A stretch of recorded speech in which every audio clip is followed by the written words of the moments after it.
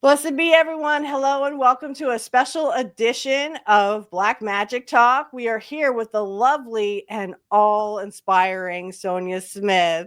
We're just going to do a Yule special this the nice day. Well, it's not so nice here in PA, but it looks like rain always.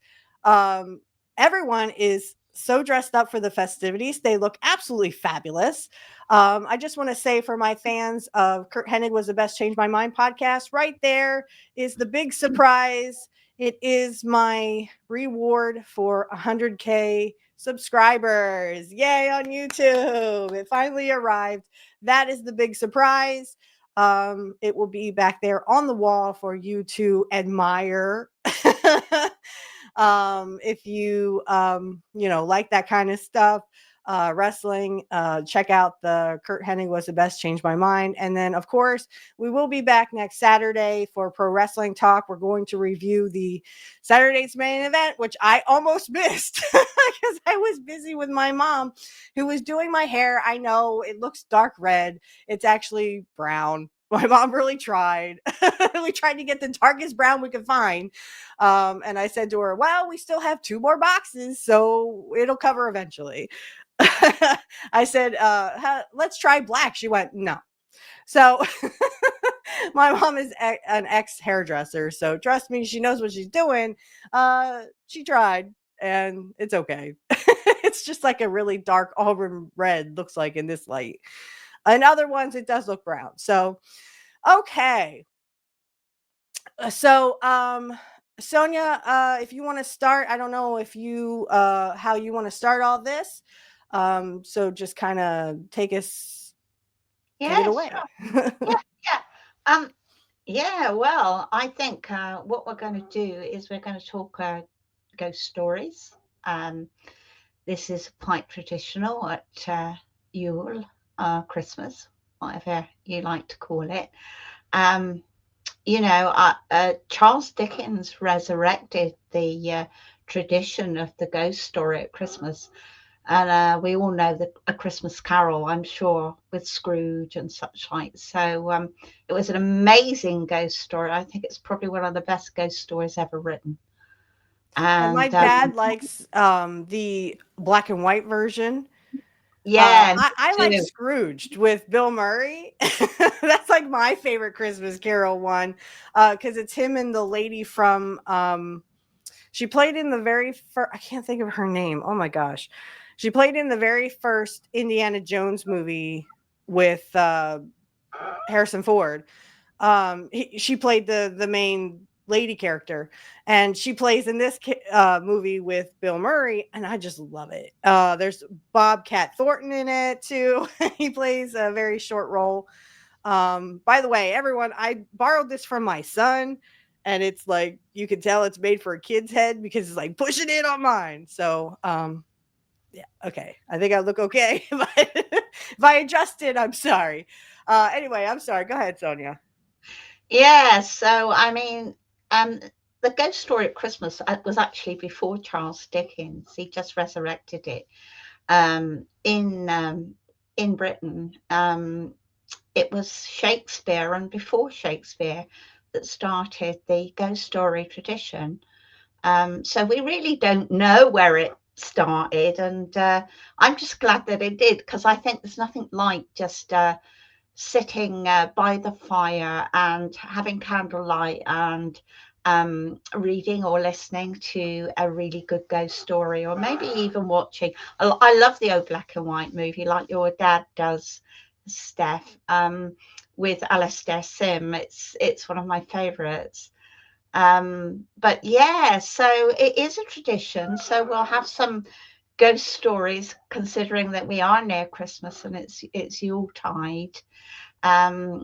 Just a little thing about Yule and saying that now, of course, in sort of pagan or witchcraft traditions, we honor the Oak King who has now taken over from the Holly King. So this is, when the Winter Solstice comes, I always get which those is backwards. I always get the Holly King and the Oak King backwards. yeah, the Holly. Yeah, well, it's difficult really in a way because we always associate the Oak King with summer because of, you know, the oak tree coming into bloom then. But actually, he takes over, doesn't he, at winter solstice, because this is when the sun starts to come back, and each minute of a day is getting lighter in certain places, you know, of the world. It certainly is in Britain. It probably is in places in America, isn't it, where you live? So what we're doing is we're celebrating the coming of the Oak King and bringing the sun back and warming the earth for us. So you know, that's what the winter solstice is about. And then, of course, we have the Feast of Saturnalia, which is lots of fun. Because, you know, that's a time of joking. Matthew, you should have worn a dress tonight, because they used to do cross dressing, and you know, that's a lot of fun, isn't it? So that and of course Shakespeare, again, he copied that in a lot of ways, because he had a lot of the guys were women in his plays, and the women were guys. So and of course this happens in the pantomime still. You know, it's all good fun. And the Feast of Saturnalia was a time of great feasting and time. And I'm going to hand that over to you as well, Matt, because what about the Norse and the rune aspect of the winter solstice? Oh yeah, we always read a saga during Yuletide for the 12 nights of Yule. So it's a nice tradition, and drink mead or ale or whatever. And Yeah, it's the time where I don't have to sit at the kids' table for once. yeah, yeah, yeah. And the old Saturnalia thing was where the servants became master, and they were allowed to even sleep with the master's wife if they wanted to. So lots of strange things went on. A Feast of Saturnalia turns everything upside down. It's actually the Lord of Misrule, so it's a bit Loki in a lot of ways, I guess, as well. So you know, that's it. So I'm going to also hand it over to Steph about Wicca and Yule. Yeah. So Yule, of course, is what they call the longest night. And we celebrate pretty much what the pagans do. We and forgive me, I forgot it's a full moon tonight, and I forgot my words, but everyone can say, you know, a few words to the full moon after the show. But yeah, we basically celebrate the Holly King dying, and then the goddess giving birth to the Oak King, which eventually she will, you know, mate with, and with the Holly King, and again the cycle begins again. It's the wheel ever turning, and like I said, you know, we have my mom made me a wreath of just like holly and mistletoe, and I like the blue lights, and the blue balls. I okay, ha ha ha. You got me to say it. Stop laughing. Okay. Yeah, I was Thanks for gonna anyone who's say, laughing in the background. is the longest Um, night have anything to do with the measure of manhood? no, no, I just like uh, blue things, because I mean, you don't usually see it. You know, it's like the color of snow when, you know, the light first hits it, so it's like a whitish blue, you know. um and Unfortunately for us, no snow. No snow this year. We have yet to, I mean, we had a few flurries, but I mean, I'm not talking like it's been dumped on us like it would have been if I was in like Minnesota or something. I mean, they got totally dumped on. My dad keeps going, "Hey, I want some snow." I'm like, "Oh, shush! You're not the one who has to drive in it." But yeah, the Wiccans, it's not much different than paganism, really. It's just, the tradition of bringing the tree into the house and decorating it with tinsel and special ribbons and, before lights, I'm sure it was candles, which is a big fire hazard. But this is what, early pagans did, and Wicca is very much out of paganism. So anything that paganism has, it's like it's as I tell my future husband, that it because I'm trying to teach him, Wicca and stuff. So as I told him, think of it like, the Christians have the sorry, I'm okay. The Christians have the Baptists, the Methodists, the Protestants, the Catholics. That's what Wicca is to paganism. It's just a branch that, we all love and enjoy.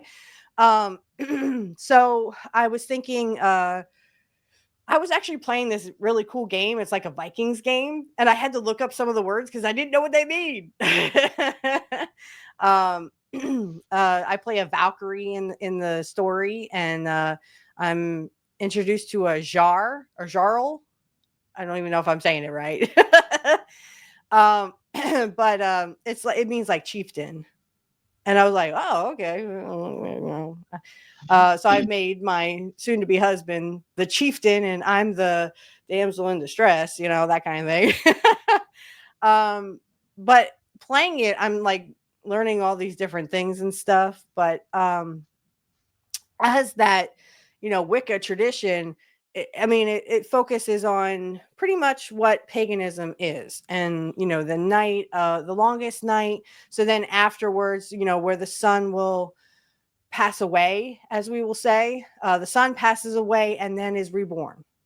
That same tradition in Wicca, same thing that pagans have.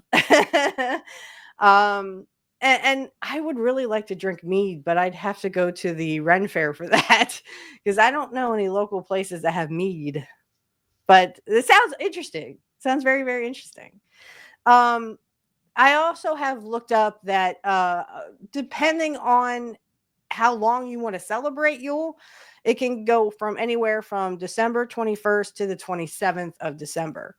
So I guess you could do all 6 days if you wanted to. It's kind of almost like Hanukkah. How they celebrate for like 8 days. And as Lewis Black said, it's a back to school holiday. It's sort of like that. I guess it just depends on how much you want to party as a Wiccan. I will probably be working most of those days. Well, at least I do have the 25th off because that's like, a government holiday too. So I was just going to celebrate like December 21st, go to a party or something, do a little ritual in my room. And Wiccans, the ritual is just the celebration. You say a few words, you call in the god and goddess, and you just thank them for thank nature for the wonderful coming of winter. It is the coming of winter. So December 21st will be winter, the first day of winter. It's the it's the winter solstice, as they all say. You're just celebrating the coming of the snow and, the coming of the Oak King, which will be reborn into the goddess. Yeah, I should say, so the night of the 20th actually kicks off with Mother's Night. I'm not sure how it's pronounced, Madras Nacht or something. And then, like, it was bad luck to weave during the 12 days of Yule. And there's also the Yule cat. You're supposed to wear new clothes, otherwise you might be attacked by the Yule cat. So. That's what they kept talking about. The Valkyrie's father passes away because the Yule cat attacks them. And she's like, the thing is, like, when they're near passing away, she can't touch them or they'll be sent to Valhalla. And I'm like, that's interesting. So I would equate, I never knew what a Valkyrie was. So I actually found out that they're more like archangels. Like they would send souls of the dearly departed to heaven or, down there. Yeah, To be well, double so hockey sticks. Freya gets the first pick, and she would go to Folkvang, and then Odin gets the second half of the warriors and goes to Valhalla potentially. Okay. Okay. They're badass, real badass, the Valkyries. Or so I've heard, yes. Even like Xena Warrior Princess did well, she was a Valkyrie. She had convinced Odin to let her become a Valkyrie. So that was an interesting couple episodes. Where she turned one of Odin's lovers, Grenhilda, into like a monstrous creature because she was a Valkyrie. Yeah, I know, it was crazy. It was weird. But I remember that because like I remember that the guy who played Odin, he looked like really sickly in the episode. But I mean, anyway, I just remember, I mean, I was a big Xena fan, so I really liked Lucy Lawless. And I liked Hercules too. Hercules, the Legendary Journeys. But yeah, they had some, not so much Hercules, but Xena at least went north or northern and like was a Valkyrie herself. So like I said, she was able to convince Odin to become a Valkyrie. Because there was like Grenhilda, and then they had a son. Odin and her had a son. And the son was also an ugly creature. It was, yeah, I know it was a weird episode, but it was still kind of cool to like even this is like a Rannick story that I'm reading or doing. It's like this chapters thing where you play a damsel or something and you follow along in a story and it's supposed to be romantic and stuff. So I was like, there's some words I didn't know what thrall mean. THRALL. I had to look that up. I was like, what is this? Is this a what slave or what? It just means slave or captive. And I was like, oh, okay. I didn't know. That's why I looked it up, right? So yeah, that it was interesting. Really interesting to learn about Valkyries and how they treated certain things back then in the Viking world. Yeah, my friend in Minnesota went to some kind of festival, and they had lots of trolls in Minnesota, Norwegian influenced culture. So I often wonder, maybe I should ask that if he's ever been to a Viking festival, because we have a Renaissance fair here, but it's not really Viking. You know what I mean? It's the PA Ren Fair, and it has a lot of. What's awesome is they have a lot of shops that have a lot of Wiccan stuff, and I'm like, dang it, why am I not rich? I want to buy all this stuff. Well, and I collect skulls, and I bought one of the skulls there at the PA Ren Fair. I was like, oh, you're going on my shelf. But like they have all kinds of really cool Wicca stuff, like paganism Wicca stuff. And it's funny because a lot of people that go are Christians. I just find that funny. It's like, really? it's Go like ahead, their Sonia. Saturnalia where they're allowed to misbehave. Yeah. Like, oh, I want to be a pagan for a couple of days. Well, I mean, what did you expect pagans to do? It's we don't go around going, hiya, we're gonna rape and pillage or something. I'll take that out, but but we don't do that. We just don't do that. That's not who we are as I think some people are in awe because once they find out, oh, they're not heathens. you know I think you're wrong. I love a bit of raping and pillaging. Depends on who it is. For me, it depends on who it is. My future husband, yes. And like he would disagree. He wouldn't. Especially because he did do what he said. He acted like I was someone else. Are you someone else? What have you done with my soulmate? You know, that kind of thing. What can I say? We have a lot of fun. Um, so now these ghost stories, do they have to be stuff we experienced, or can they be um stories we've heard, maybe, or maybe a combination of both? I don't know how you want to do that, Sonia. Yeah, feel free. If you want, I'll start off and I'll give you something that's a bit of a traditional thing.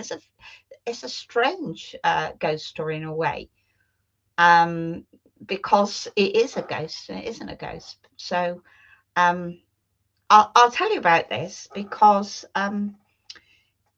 in Cornwall, they have here in Britain, in Cornwall, they have this tradition on New Year's Eve where, because we're near New Year's Eve as well, so I thought I'd tell this one.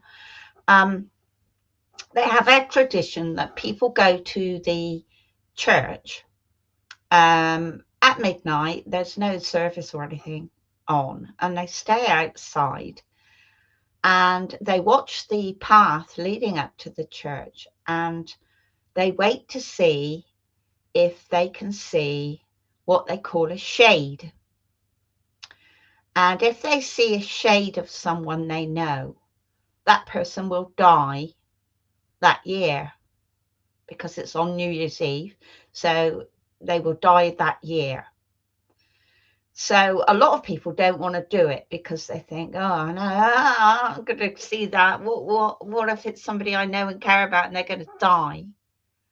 But anyway, what happened is someone I know told the story about their grandmother who was brave enough to go to the church with a group of other people on New Year's Eve. So this was, quite some time back. I suppose we're talking about 60 or 70 years back. Anyway, they all went to the church on New Year's Eve, and it was just a slither of a moon, so it was quite dark. And they all went into the porch of the church because obviously the doors of the church were closed and they didn't want to go inside anyway. So they all sort of huddled in the porch waiting to see what would happen. And of course, some of them thought, oh, this is just a load of rubbish. Nothing's going to happen. Some were very anxious, and you can imagine they were watching the path. And they could just see the path shining in the little bit of moonlight that there was, waiting to see if anyone would come up there. So nothing happened, and midnight chimed, and they all kind of did a sigh of relief and thought, all right, and this is okay, we can go home now. Oh, well, this is good. And then suddenly somebody said, I can see someone walking up the path. So they all looked, and they saw a man from the village that they knew walking up the path. So one of the guys there said, don't worry. Somebody tried to frighten us. It really is Jim. It's not a shade. It's him. And and they all started laughing and said, yeah, it's Jim. And they looked, and they couldn't see him. So they went outside of the porch and they looked around and they said, we know you're there, Jim. You're hidden, aren't you? You're hidden in the bushes. You knew that we were coming and you're trying to scare us, and we know you're there. So they all laughed, and they had a few bottles with them, and they had some drinks, and they thought, oh, this has been fun, and they were relieved, and they knew that somebody had pulled a prank on them, and they were happy about it. But the trouble is that unfortunately it was a shade, and Jim did die.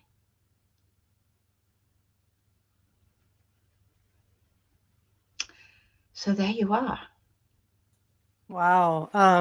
Did they, how he passed? How he died? No, I don't know how, but the shade had appeared and he died. That's simple as that, really. That's almost like the doppelganger Yeah, because he theory wasn't that, dead, you see, was he? No, he yeah, like wasn't dead they at the say, time, but hmm he died about a few months later. well, and they say if you see your doppelganger, you're supposed to pass. Hmm. Same with the Irish tradition that if you hear a banshee outside of your window for 3 nights, you're supposed to pass. So, I mean, there's all these ancient legends about, when you're supposed to pass, or, they have a certain. I think banshees are so cool because I've heard all kinds of theories that it's just an older woman combing her hair and wailing away because some kind of something befell her or something. Um, so to hear these all kinds of strange, oh, you're supposed to pass if you see this or hear this, or it's almost like tradition. I wouldn't Yeah. want to meet my doppelganger, that's for sure. Mhm. No, and it's strange because that's a tradition in Cornwall, so it must have happened before. Hmm. Um, and that's anyone was brave enough to go there and see if they could see the shade walking up. They called it the shade, which is kind of, I guess, like the soul or the spirit of the person, because they hadn't passed, they hadn't died. But you're right, sort of like a doppelganger, an astral self, Hmm. um, that's coming up the path, and they saw them. But it was obviously something that people had seen before and seen that it actually had happened, etc. So I presume it's still a tradition in Cornwall, but I don't know if many people are brave enough to actually watch it, because it's really difficult, because you never know if it's going to be someone you know and love. So And that's why, like, people are like, nope, I don't want to know when that person is going to pass. And I would, yeah, because if it's like my future husband, I would be like, no, no, you're not taking him. Sorry. Sorry, not sorry. Not taking him. Uh, so I can see that perspective. Why you wouldn't want to, yeah, nope, I don't want no part of it. no, Um, it's a very strange one, but it's very traditional. no, But I like that one anyway, because, anybody else got an experience or a story? Do tell. go ahead, Matt. I have two because I want to talk about the one my future husband said or told me. It was pretty creepy, but Yeah. Well, I was going to say, I don't know how to pronounce it. I think Verdoger is another term for something similar to a doppelganger in European countries.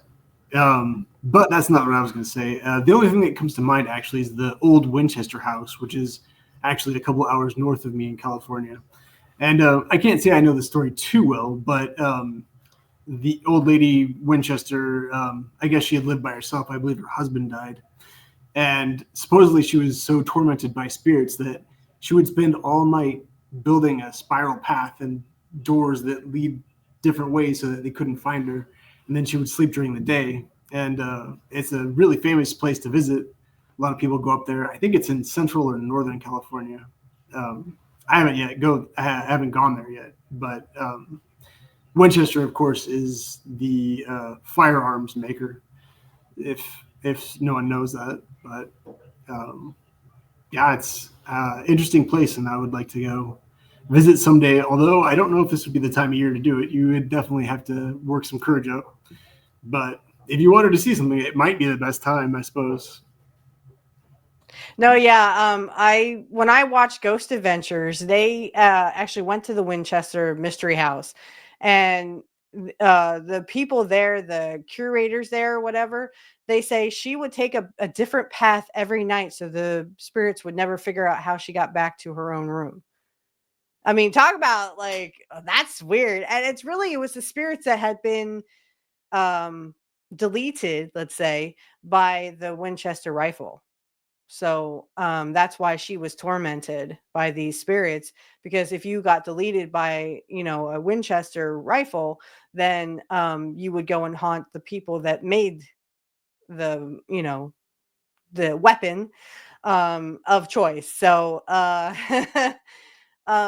I've heard all because when Ghost Adventures was there, they actually talked about, how there's like steps that lead to nowhere. And then there's also stuff that leads to nowhere in like a basement. It's like a fake basement or a false basement. Yeah. And there's all kinds of passageways in the mystery house because, again, is the widow of Winchester, yeah, was tormented by these spirits and yeah, kind of stinks, but all right. I have two. I'm gonna start with the one my future husband said. He was out hunting with his friend, and apparently, um, they were having a good old time, just hunting, and they were, going to sleep in their sleeping bags, and his friend fell asleep and was snoring away, as he puts it, and he said he was about asleep for 30 minutes at least, and he just felt like someone was watching him, and he got up and grabbed his rifle because he was hunting with a rifle and just looked around, didn't see anything, but he really felt like someone was watching him. And later found out that the area was and actually a Native American burial ground. Oops. you know um I actually like that one. I was like, ooh, like that is kind of creepy because someone's you can feel someone's watching you and like, why are you here? That kind of thing. Um, he never really talked about it with anyone other than me. And he didn't really tell his best friend either, that he was hunting with. He just kind of, in passing, someone had brought up that area that it was great for hunting, but it was also near an Indian burial ground. So it totally creeped him out, he said. But my story is from, because we're about an hour from there, the ghost stories of Gettysburg. Of course, for those who don't know the American Civil War, Sonia, you may have heard about it in school, like you may have like just touched on it. But one of the biggest battles in the North America heaven sphere, excuse me, between the North and the South of the United States was Gettysburg. It was one of the bloodiest. Um, I have I have seen so many documentaries, and like I've told my future husband, I said, trust me, if a big battle happened to where you were from, trust me, you'd want to know, especially if you live like an hour away. And in Pennsylvania, we've had many, many battles. I mean, Philadelphia, we had, in and around Philadelphia. Of course, Philadelphia was the capital, the rebel capital during the Revolutionary War. And then it was lost to the British. And they said Lancaster, PA, became capital for one day, became the rebel capital for one day. And then they found York, which is about 45 minutes away. So, I mean, there's a lot of tradition in Pennsylvania because mostly it was like, one of the first cities that was, Philadelphia was one of the not very first, but it was like many first cities to be settled in Pennsylvania alone. So of course, with all that rich history, there would be some kind of Civil War battle to, top it. Um, and you have to understand that the North and the South at this time, well, the South was looking for complete victory because they had won so many victories in the South, and they were marching towards, Washington, Baltimore. They wanted to end the war basically, with the North. And of course, they had just gotten rid of Joseph Hooker, who took over for McClellan, who didn't, I mean, he knew how to, get troops together and, that kind of it, but he knew how to build barracks and stuff, but he didn't know how to be a general. Okay. So 4 days before Gettysburg happened, you had General Meade, who was a Philadelphia guy, and he went to West Point.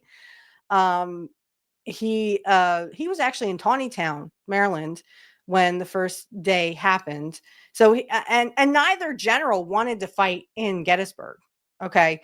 Because part of Gettysburg is rocky land, like rocky, marshy lands. Well, I'll just say rocky. Some of the land is rocky, the other half is marshy. Okay. So if you ever do go to Gettysburg, it's like rocky, marshy land. And it's not, it had hills on it and it wasn't very flat. Whereas Lee, who was in Cashtown, which is like the city next to Gettysburg, was Cashtown's very flat. They talk about the Cashtown Inn is very haunted by Confederate soldiers. If you go there, even Edgar Allan Poe supposedly shows up in the Cashtown Inn. They've had a lot of famous guests. Lee himself loved the Cashtown Inn. And the reason why it's called the Cashtown Inn is because the owner would only take cash to pay for the hotel room. So they called it the Cashtown Inn. And anyway, so I mean, Lee was in Cashtown, and Meade was in Taneytown. None of them really wanted to fight in Gettysburg. But as they say, Gettysburg is like a wagon wheel with the thing in the middle and then all the spokes going out, right? If you can imagine a wagon wheel. I don't know. I've only been to Gettysburg like one time. And I was yelling at a hot reenactor walking down the street. Don't tell my man. Okay. No. So none of the armies wanted to fight there. They just kind of bashed into each other. And, they started taking pot shots at each other. On the west side of town, so like the west and north side of town, of course, there's always a famous general that passed away on the first day. He was from Lancaster, Pennsylvania. His name was John Reynolds. He was hit in the head. They think by Confederates. Some believe that he also may have been he got, by friendly fire. Nobody knows.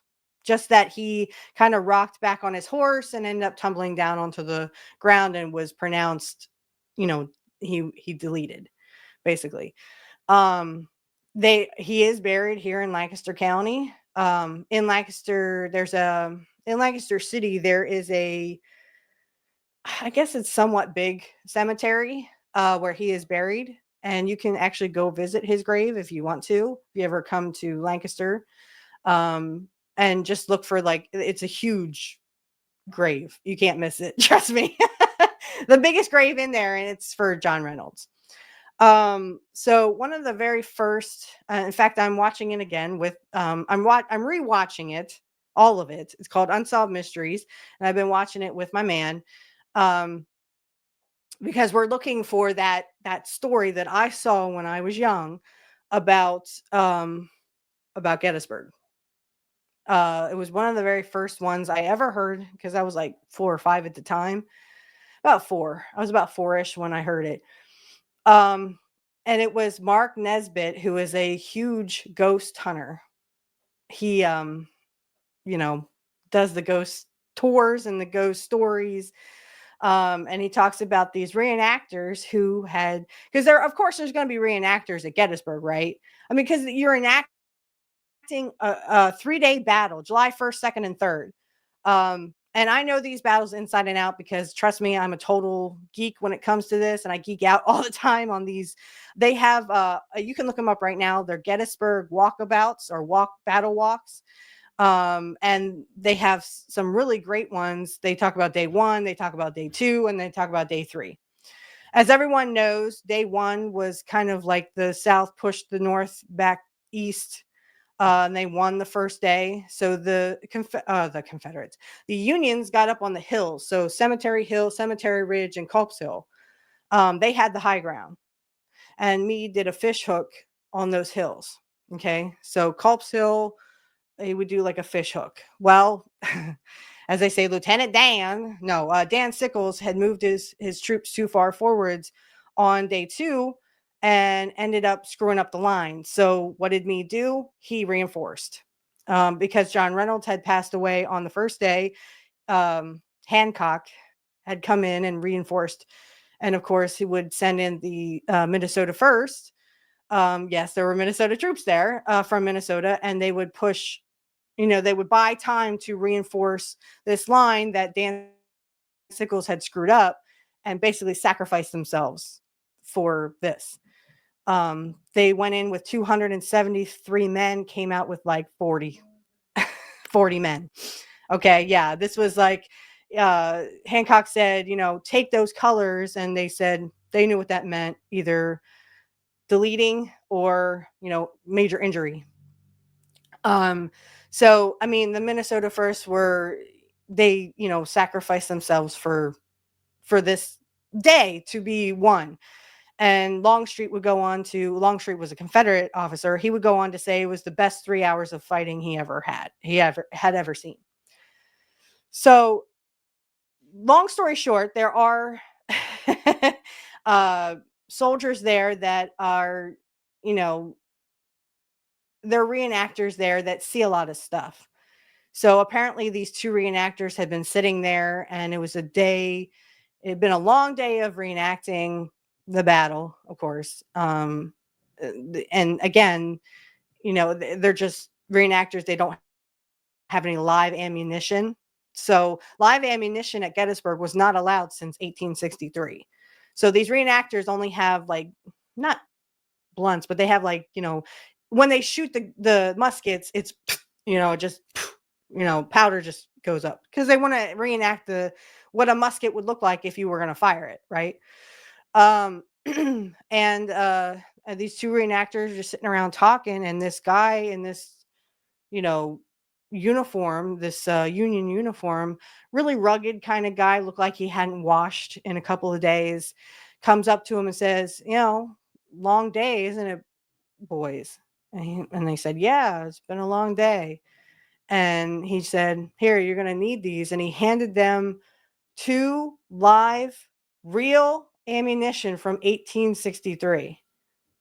They literally had it sent away, and scientists are like, where did you get this? Because like I said, live ammunition was not allowed at Gettysburg since 1863. And this was like in 1990, 1991, maybe. And they said they took it, and they just kind of looked at it and they looked at each other like, what is this? And then they looked up to find the guy, and the guy disappeared. They have no idea where he was. And I'll tell one quick story. My ancestors apparently owned Devil's Den. My ancestor John, I won't say my last name, but he owned the farm area and the area around Devil's Den. And yes, that is a real place. It is called Devil's Den, but it predates the war. It was called Devil's Den because the Native Americans they didn't feel right around this place. It felt evil to them. And if they had only known that, hundreds of years later, they would have a battle there. And the battle for Devil's Den would go back and forth. Eventually, it would be a Confederate stronghold. On the second day, the Union soldiers would push them back eventually with the successful failure of Pickett's charge. Everyone knows about Pickett's charge, so I'm not going to go into it. But they eventually will push the rebels back and reclaim Devil's Den on July 3rd. Well, they said that Devil's Den is haunted by several Confederate soldiers, and one of the travelers there had gotten an EVP of a Confederate soldier saying, "Get out." So, and I'm not surprised that Devil's Den is haunted. I just think it's even more weird that I figured out from watching a battle walk that my ancestors owned it. own that area around, and it was around the time of the battle too. Because this one guy's holding up, this John guy own. I'm like, oh my god, that's my last name. Oh boy, only my ancestors would own Devil's Den, right? Or around the surrounding areas. But then it's also, like I said, marshy area around there too. So sometimes when you go battle walking, it's like you're in marshy area. So I think the craziest one was, there is a Pennsylvania college in Gettysburg.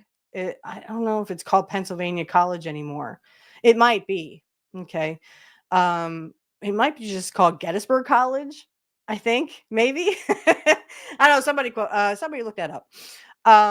But there was 2 admin people stuck there late at night, and they got into the elevator. It had been a long day for both of them, and they excuse me, were tired, and they had they were supposed to go down to the first floor. I think they were on the 3rd floor, and they were supposed to go to the first. Well, they didn't go to the first. Let's say they went in the basement. Okay, they went into the basement, and they're trying to hit the elevator buttons and nothing's happening. So obviously they're in the basement, and you see these doors just open. And as soon as they look out, they see a Civil War hospital, because the Gettysburg College, or Pennsylvania College, was a Civil War hospital for the Union soldiers. That's where they would take the wounded. And I mean, both these women are completely scared. They have no idea what they're looking at. They're like, oh my God, I thought we were in the basement. This isn't a basement. And they look out, and like I said, it's a scene from a Civil War hospital that you normally would see if you would, watch these programs about the Civil War. And both these women they're hitting the buttons, nothing's happening, and they're looking at this one soldier who's just like looking at them going, help me, get me out of this situation. And finally the doors close. And they go up to the first floor, and they tell a security guard what they experienced. But I mean, that would blow my mind. That would completely blow my mind, that I'd be like, what are we looking at? This is not a basement. Why is this not a basement? So it was my first ghost story that got me into ghosts and ghost hunting. So I really think that, it really catapulted me to want to do all that stuff and experience what I did. And I've had some experiences. I think I've told on the show many many times, about the 2nd floor apartment and my mother, where she would work nights, and the light went on by itself. I'm standing in my doorway, and I hear this click. I'm like, what the world was that? And the kitchen light's on. So I walk from my bedroom door to the kitchen. Nothing. If someone can get out of a 2nd floor apartment where everything's locked, you need to be in Vegas making money. Okay. It literally took me 2 seconds to walk from my bedroom door to the kitchen. And I mean, I looked around and I didn't see anything. I turned the light off, checked all the windows and the doors. They're all locked. So again, if you can get out of a 2nd floor apartment and then lock the window behind you that I can't see you, then you need to be in Vegas making money. And it was one of those old lights where you have to really push on them, those old time light switches. So how this light went on by itself, I had no idea. I will say this, that I used to, in that apartment, I lived across the street from a graveyard and one door down on the same side from a funeral home. I know. In Denver, when I lived in Denver, Pennsylvania, I lived across the street from a funeral home, and that funeral director deleted his wife. And I found out that one of my teachers in high school was her sister. I had this lady as my teacher. Yes. My teacher's sister was deleted by her husband, who ran the funeral director, or who was a funeral director of the funeral home that was directly across the street from my house. I know, I was scared too. I was like, oh my God, what? And there's all kinds of, my mom would see the lady he was messing with walking her kid past the house. Yeah. It's always another woman. It's always another woman with this stuff. But yeah, like that was a crazy story. It's not really a ghost story. It's just kind of like, wow, I can't believe that happened near my house. It's a strange story. If you look it up, well, I'll tell you offline if you guys want to look it up. They do have a documentary about it.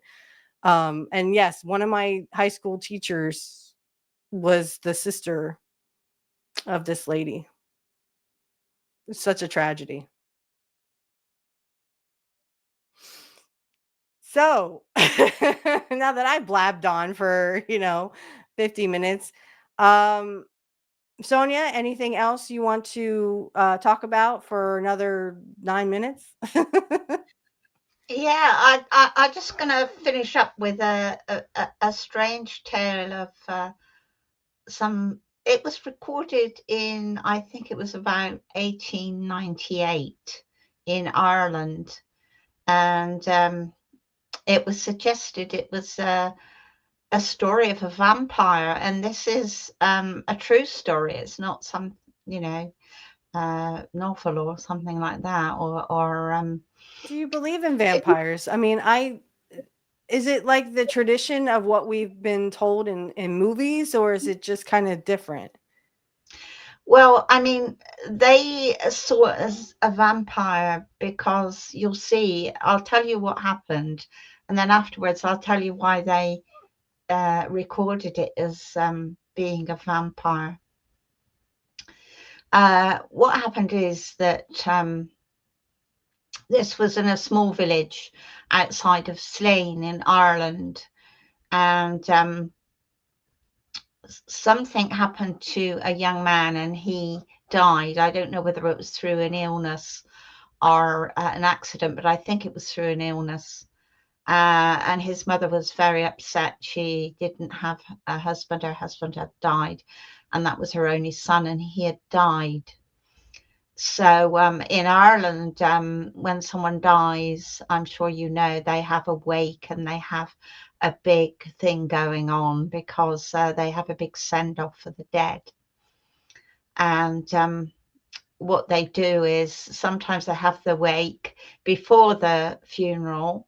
A lot of the times they do, but sometimes if it's more convenient in some way, they'll have it after the funeral.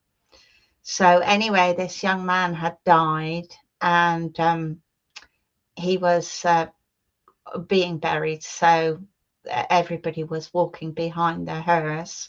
Presumably it was a horse-drawn hearse to the cemetery. And his mother was very distraught. And they were helping her along, and they were walking to the cemetery anyway. They were all there as the coffin was put into the ground, and the young man was buried. So afterwards, they all, the priest was there because they're all Catholic, and they were all around the grave, and everybody saw this young man being buried. And they were all very upset, of course. Everyone knew him in the village. And they were very upset for his mother because that left her quite alone. And so they were comforting her. And anyway, she virtually collapsed. She fainted nearly. So several of the people took her home and went with her and took her home because she was overcome with grief. And the other people that were at the graveside were walking back up to the village because they were going to have a little celebration of his life and everything in the inn, in the pub. And so they were all walking towards there. And as they were walking towards the inn, they saw the young man walking down the road, the one who they'd just buried. So they were all like, this was a group of something like 50 people all saw him, including the priest. The priest was there as well. And he was walking as though, you know, he was alive. And he passed them, and he was walking towards his mother's house. So anyway, everybody was just totally in shock. They couldn't believe what they'd seen, obviously, because they just put him in the ground. He was dead. So they all couldn't believe it. So they all asked each other, had they seen it? Everybody said, yeah, they had seen it all right. And it was him. It was definitely him, because they all knew him, because they all lived in the same village. So anyway, apparently he went into the house. They'd taken his mother back, and she wanted to be left alone for a little while. So they'd left her in her cottage, and her son actually walked into the house. And she was so shocked that she actually did faint. She went unconscious to see him there. And so anyway, of course, because of the superstitions around, they decided that he must be the undead, because he didn't look like a ghost. You know, and he didn't disappear. It didn't, you know, like ghosts do. Usually they sort of disappear before your eyes, kind of thing. And he looked so real. And his mother, she was totally so shocked, because she said that he was so real that she was shocked to see him, and couldn't believe it, because she knew he was dead. But at the same time, she was so pleased, because she thought her son had come back, which is so sad. But so he was so real that they decided he must be a vampire, an undead. And after that, it was said that several people saw him again around the graveyard. And also some people in the village, some time after that, started to get ill. And of course, people who looked at this record said afterwards that perhaps that they had an outbreak of TB in the village, which because people were kind of like wasting away, like as though they'd been vampirized, basically. So you know, when somebody of science looked at that, they said probably it was an outbreak of TB in the village, because obviously they were all living very close together and sharing things, and you know that TB is highly contagious. In those days they didn't know that. There was, you know, no knowledge of that. So, you know, scientists looking at that say it was probably an outbreak of TB. But the people from that village to this day, because it's remembered there, still wonder if he was a vampire. So, but the strange thing is all right. So these people, it could have been an outbreak of TB. That's fair enough. But what about the fact that all these people saw him, and you know, they just buried him. They just put him in the ground, but they saw him, and he was like you know, a living person rather than a ghost. So it's a very strange story, and one that I find fascinating. I mean, yeah, but there are some spirits that can show themselves as if they just walked out of the grave yesterday. Is that right? Well, yeah, some spirits do look very real. That it is true. That is true. But it just seems to me that this one, it's a particularly solid, and most apparitions, they do disappear, and a lot of apparitions as well, not everybody sees them. That's another thing, because I've seen apparitions before, and I've had people with me and they have not seen it. I've also had seen apparitions where people have been with me and they have seen it, right?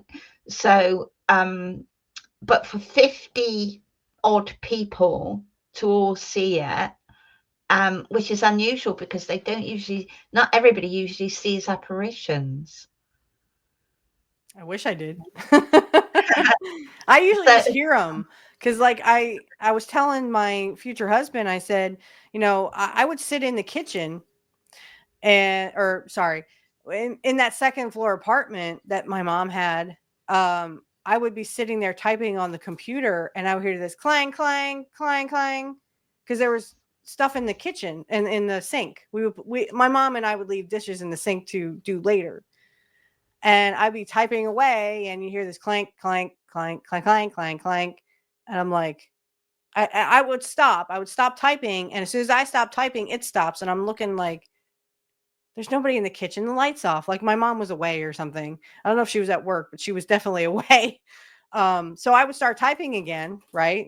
Just typing away, and you hear this clank, clank, clank, clank, clank. And every time I would turn around, I'm like, okay, maybe I should just shut down the computer for the night, right? Maybe they don't like that computer sound of me typing all night.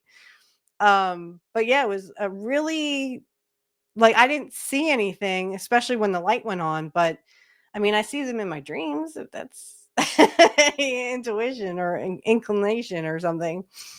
But yeah, that was really weird. I wish I could see them, and I want to see them. So, but it's going to happen. I can feel it. I do see wisps, like grayish wisps, like go past my face, and I'm like, okay, that's definitely something.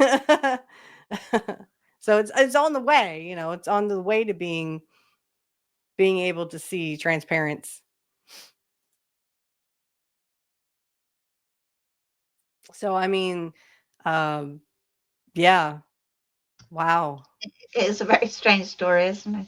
So No, I yeah, like it. I like it because I mean, you yeah, have all these people that can collaborate, if I can say that word right, that they actually saw what they saw. So it's not like, yeah, oh, you're just, it's just a trick of the light or something. No, all these people yes. saw this dude as if he just walked out of the grave yesterday, you know? In So one they of ain't making my it up. in one of my ghost books as well, I'll do a bit of plugging here. I'm sure that you're going to put my website on up. In one of my ghost books, also, I was told another vampire story about a vampire as well. So a vampire on Salisbury Plain. So if you like that kind of thing, you might like to read it. But yeah, because all the stories in the books that I've written on ghosts are true stories. They are people who have actually experienced them. I've put them into sort of story form to make them a little bit more entertaining, but they actually are true stories. Well, and I told if anyone, if I could plug something for you, Sonia, if anyone would like to learn how to be a psychic medium with the lovely Sonia Smith, I will put the links in her in this description field for you to check that out. I am literally on the third module, and we were just learning the pendulum. I think it's funny that you teach a spirit how to use one, but that's okay. He knows. He knows. He knows. He's done it. I just think it's funny. He's like, I'm trying to push it. It won't go the way I want it. He gets all mad. It's so cute. So if you would like to do that, because I think, and my mother was here because, like I said, she is a hairdresser, ex hairdresser, and did my hair. I explained to her that during one of my sessions, when I first was starting, the automatic writing, although I do bullet points because I'd rather do the reading first and then do bullet points. But I have these wonderful talks with, people. And the one was my mom's ex-boyfriend who was abusive. Let's just put it that way. He had come in and I was like, hi, what do you want? And why are you not talking to my mother? Because, it was my mother's ex-boyfriend, not my boyfriend. He's like, I said, my mother's not here. So my mother's that way. I'm not my mother. And he goes, no, I want to talk to you. And I was like, about what? He's like, well, I want to make amends with you. And that's when my mom said, I've already made amends with him. I was like, oh, so he came to me and wanted to make amends with me. Okay. So I sat there and I listened to him. And, there's a lot of things that I think he needed to say. So I let him get it off his chest and eventually said, you know what?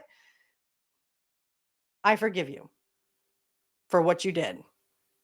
And that was a hard thing for me to say because this man basically not only mentally abused me, but also physically sometimes. And I guess I was still holding on to old feelings. Because once that was over and I said, you know what?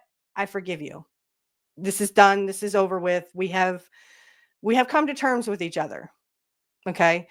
When I told that to my mom, she's like, oh yeah, him and I, we buried the hatchet several months ago. I was like, well, now he wanted to do with me.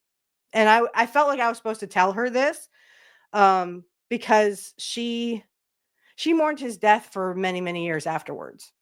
Like she took care of him before he passed.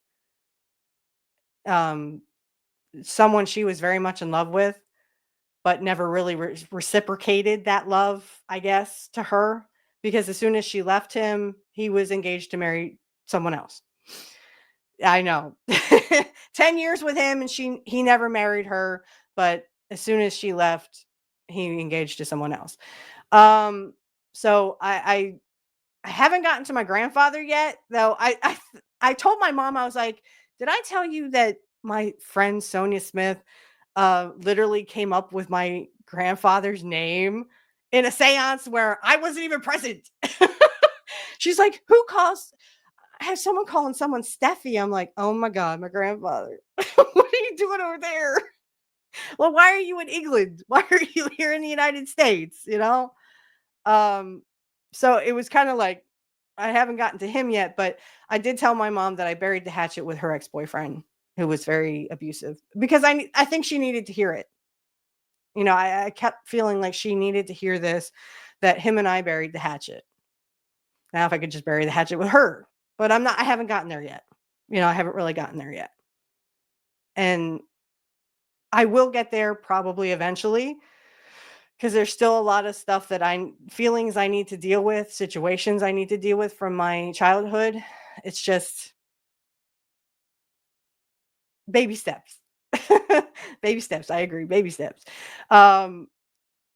So if anyone, my things aside, if you would like to take a medium course from this lovely lady to my, well, it'd be my right. It would be my right, but it's everybody else's left. Her links will be in the description field below.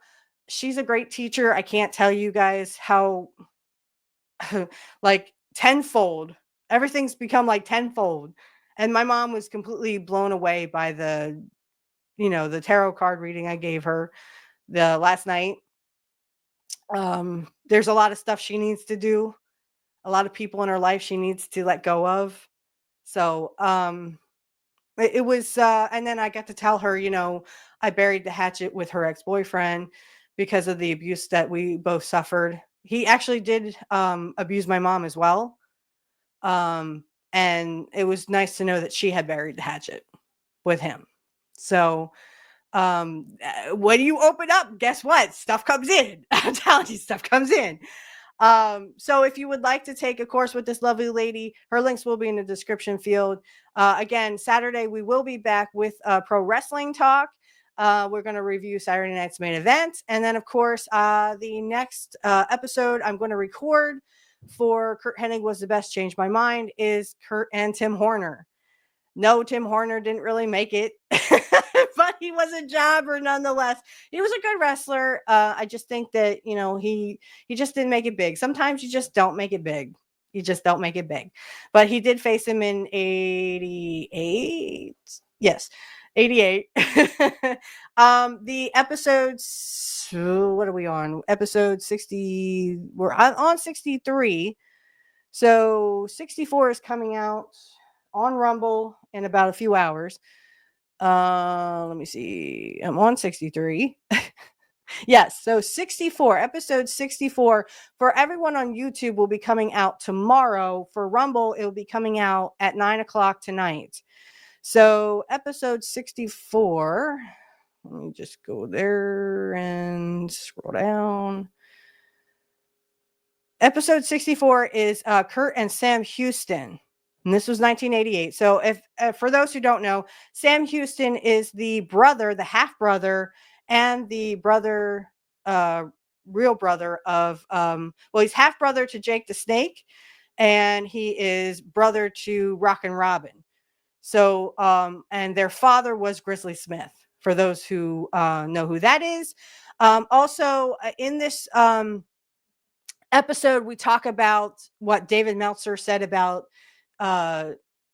Dutch Mantel and Dutch Mantel's wife. I actually like blow my top on this one because that's just ludicrous. Don't treat people like that. That's stupid. But then David Meltzer has sort of lost the plot. So check that out. If you want to check that out on Rumble, my Rumble links will be in the description. If you want to check it out on YouTube, it will be uploaded tomorrow when I get to work. But for this episode, I thank you so much, guys, for coming. Sonia Smith, thank you so much. We love you, as always. I can't say enough great things about Sonia. Like I said, if you would like to check her out, anything of her new website or the courses that she gives, everything will be in the description field. So hit her up and see. Maybe you can take one of her courses. Trust me, I'm taking them, and I love them. I love hearing from her every month and, you know, expanding my horizons as a medium, which I'm definitely trying to make that perfect, as we'll say. So everyone have a great week. We will see you not next week, but the week after. I have no idea what we're doing. Maybe you want to do the chaotic magic versus ceremonial magic there, Matt? Yeah. Up to you. Yeah, up to you. Yeah. So we're going to talk about ceremonial magic versus chaotic magic. What's the difference? Which one would you prefer? I guess what's ever easiest for you to do. So for this episode, we will catch you on the next one. Blessed be everyone.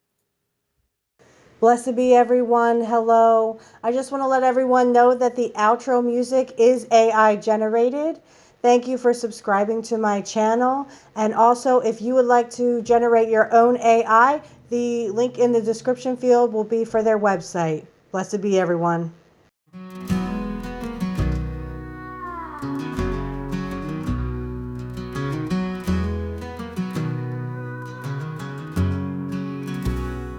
In the woods where the whispers run deep, underneath the moon, where secrets we keep, she dances in the shadow with the silver tide. Candles flicker soft, guiding light as a guide. Her altar's filled with herbs and old charms, lost in ancient spells, safe in her arms. Stars weave a tapestry across the black sky. With a chalice raised high, she lets out a sigh.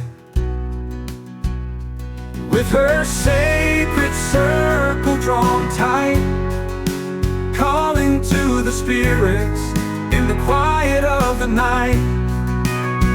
Her magic's in the earth, the wind, and the seas. She whispers ancient words, swaying like the trees.